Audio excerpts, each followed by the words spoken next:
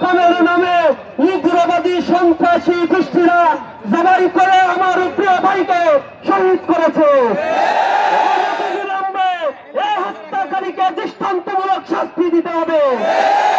ইসলামকে বাংলাদেশের মাটি থেকে নিষিদ্ধ করতে হবে।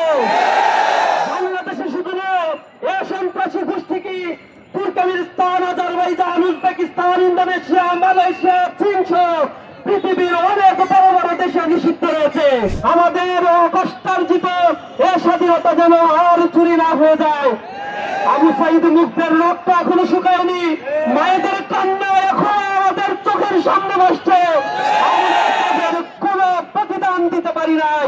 প্রিয় বন্ধুগণ, আমরা লক্ষ্য করেছি 5 জুলাই যে কঠিন অবস্থায় বাংলাদেশে সংগঠিত হয়েছিল, যার পরিসমাপ্তি 1 মাসের দীর্ঘ গণহত্যার মধ্য দিয়ে ছাত্র জনতা 37 জুলাই তার জবাব দিয়ে বাংলাদেশকে ফ্যাসিবাদ মুক্ত করেছে।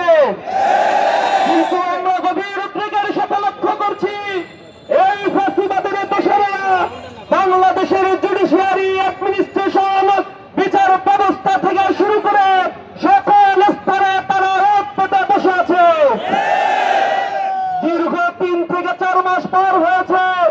এর মধ্যে এই রাজধানী সহ সারা দেশে বিভিন্ন উসিলায়, বিভিন্ন ছদ্মবেশে তারা দেশকে কার্যকর করার জন্য নানামুখী অযৌক্তিক দাবি দেবে এবং বিশৃঙ্খলা সৃষ্টির জন্য রাজপথ গরম করার চেষ্টা করছে।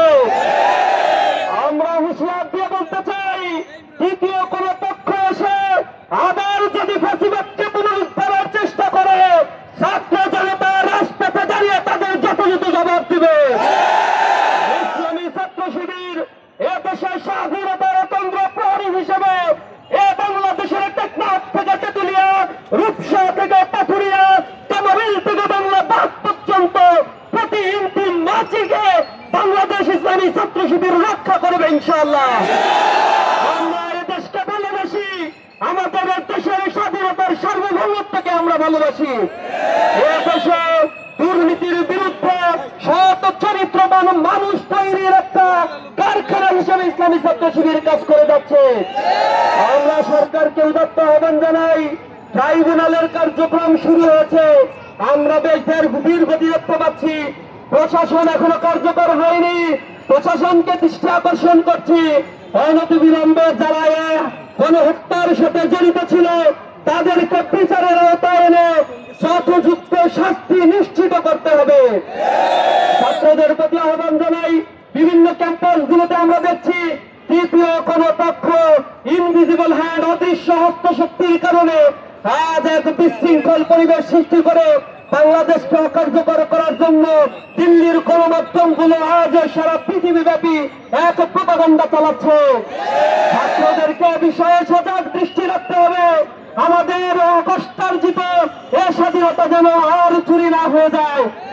আবু সাইদ মুগ্ধের রক্ত এখনো শুকায়নি, মায়েদের কান্না এখন আমাদের চোখের সামনে বসছে।